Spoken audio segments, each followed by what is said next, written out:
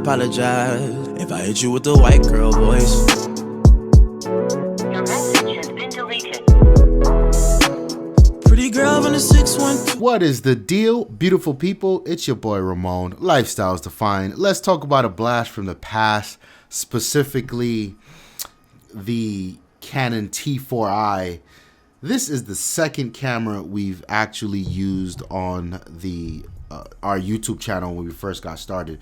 So the first was a T3i, but you know, back then videography was a bit undertaken for me, so I couldn't get with the lack of that servo focus, and you know, having the camera just automatically focus when you hold things in front of it.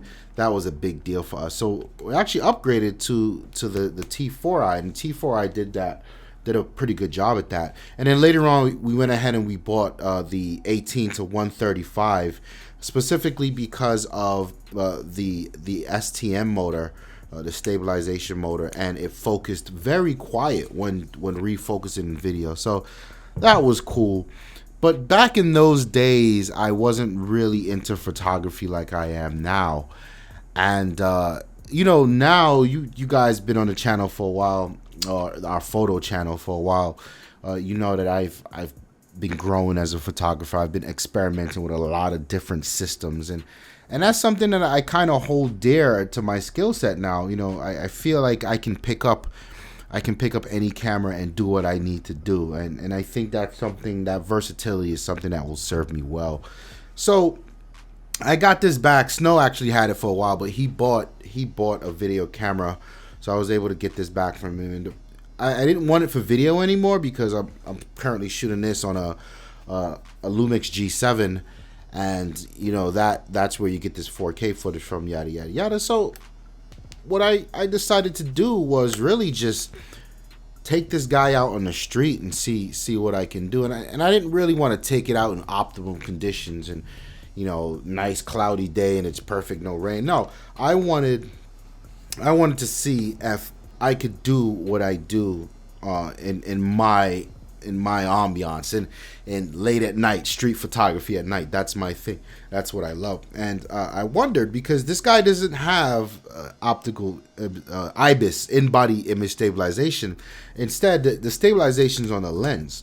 So I wondered, you know, could I get the job done on something like this? And this is, you know, I did a video a while back about your gear never really being old. It's only you know, it never really becomes less relevant. It's just about, if you want more out of it, get better glass. You know what I mean? So there's that. So let me tell you about the few things that I did actually love about this guy. The grip, you know, it's a little bit bigger for sure than my Sony A7, which is a full frame, and that's interesting because this is an APS-C sensor. So the sensor in here is actually smaller than the sensor in my Sony, but the camera is bigger. So you could imagine the Canon or Nikon equivalent to a full frame camera. It's a little bit thicker, a little bit beefier, but I love the grip of this guy. It's hard to deny how solid it feels in the hand, and even with the chunkiness, it feels solid. It feels like you're holding on to a bit of equipment. It feels like this thing can fall out of your hand and not shatter. It's a solid piece of equipment, and I like it for that. I also really like this. This is not a tilty screen. What do they call this? The word is escaping me right now, but the fully articulating display. This is pretty cool. This was one of the things that made it suitable for video, because when we used to record in the channel, you could flip this screen and sort of look at yourself recording, which is actually what I'm doing now with the G7. So this was key as well. But it's also good if you got it on a tripod down low, you can just sort of tilt that screen up and still see what's going on. It's not a touch screen, but it still did wonders. I will say all the buttons, although it was strange to have the ISO button right here, all the buttons are pretty well laid out. Everything was in reach, and you know, this is something that I appreciate coming from my Sony NEX, which was the first camera I bought for street photography is because that camera had very little buttons on it. Hang on, let me get it for you. There's no buttons or dials on this thing, right? And that means that for any settings I want to change, I had to pretty much dig into menus, and it could have been a nightmare, especially when learning and you really want to flip back and forth to something quickly. It was not doable. So I definitely do appreciate Canon and how they do things here. The JPEGs. You know, I've heard Jerry say this a long time ago, and I think he's right. Now that I've been into the photography long enough to recognize these things, the JPEGs that come out of Canon cameras are amazing. They're just so much character to them. Jerry prefers to describe them as having a film look to them. I don't disagree, but the JPEGs that come out of this thing are pretty much good to go. It's quite amazing to see, actually. In terms of what I'm not loving about the camera is that double-edged sword is the size of it. And it's not particularly this camera. It's even my Sony A7. This is too big for me. This is way too big. Hang on. This is what I prefer to travel with. This is the Canon. You see, there's a huge there's a huge size difference, right? This is why this is so important for me on my day-to-day usage, every day in my bag or even traveling. But I have no qualms with this if I know we're going shooting and I got to pack a bag. You know, I'll throw this in there, no problem. But the size is still a problem for me on an everyday basis. And I guess the only other thing that I'm not really loving about it is the lack of EVF. So this was one of the things, I guess, about the first 3 minutes when I turned it on, I felt dumbfounded, like I didn't know how to use a camera anymore, because it's not an electronic viewfinder. It's actually just a reflection from the mirror in the camera, and it was so nuts to me because the battery was in, and I looked through the viewfinder and I could see. I was like, "Well, wait, what's happening?" I was like, "Oh, shit, that's right. It's just a reflection." And then when I went to compose my shots, I couldn't see my settings I was dialing in actually being adjusted real time in an EVF. And that was like, whoa, what's happening here? Is this thing working? And it's, oh crap. Electronic viewfinder, that's a feature of mirrorless, not DSLR.